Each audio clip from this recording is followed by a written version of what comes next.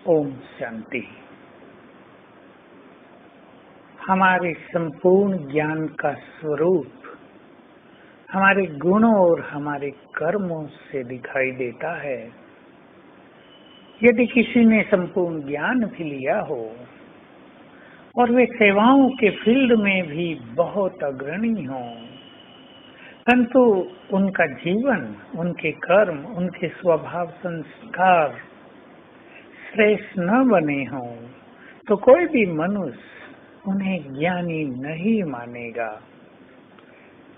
प्रसिद्ध है सत्यम शिवम सुंदरम, अर्थात जो सत्य है उसी से जीवन सुंदर बनता है और उसी से सबका कल्याण होता है।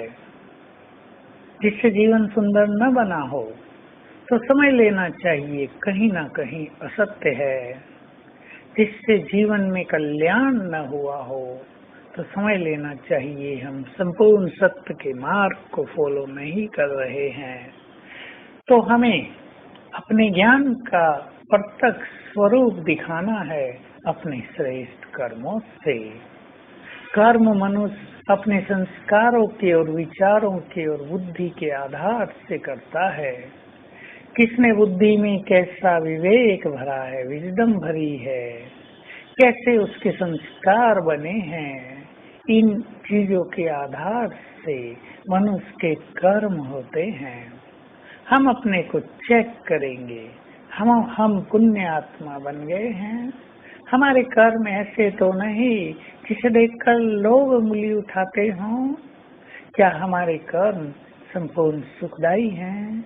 क्या हमारे कर्म संपूर्ण परोपकार के लिए हैं? क्या हम ईमानदारी से संसार में जीते हैं या धन के लोभ से हम पाप कर्मों में प्रवृत्त रहते हैं? सबसे बड़ा पाप तो अपवित्रता ही है, जिसे भगवान ने कहा ये काम महाशत्रु है और सभी पापों का मूल भी है। जब आत्मा बहुत पवित्र बन जाती है तो उसकी भावनाएं, उसके बोल, उसकी दृष्टि, उसकी वृत्ति, उसके वाइब्रेशन सभी अति श्रेष्ठ हो जाते हैं। अर्थात उसका सूक्ष्म से सूक्ष्म कर्म भी प्रेरणा योग्य बन जाता है। तो हम चेक करेंगे आज कि हमसे कोई ऐसा कर्म तो नहीं होता जो बाबा की डिसर्विस कराता हो।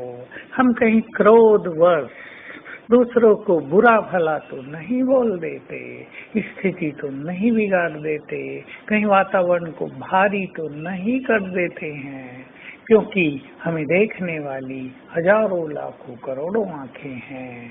हम अब अपने लिए नहीं जी रहे हैं, हम जी रहे हैं सारे संसार के लिए। संसार की आत्माएं हमें आदर्श मानती ही हैं, भले वे विरोध भी करते हों, वो ज्ञान को स्वीकार न करते हों, पर वे अंदर अवश्य समझते हैं कि इनका जीवन ही महान होना चाहिए, क्योंकि ये ईश्वरीय मार्ग पर चल रहे हैं।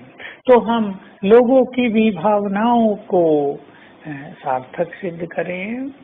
ऐसा न हो लोग हमें ऊंची दृष्टि से देखते हों और हम वैसी स्थिति में न हों तो लोग हमें ज्ञानी नहीं कहेंगे। तो आइए हम अपनी एक्टिविटी, हमारी बोलचाल और अपने व्यवहार को ऐसा सुमधुर बनाएं, ऐसा सुखदायी और कल्याणकारी और निर्मल करें, ताकि हमारे कर्मों की छाप दूसरों पर पड़ती रहे। हमारे चित्त में किसी के लिए ईर्ष्या, द्वेष और अशुभ भावना भी न हो।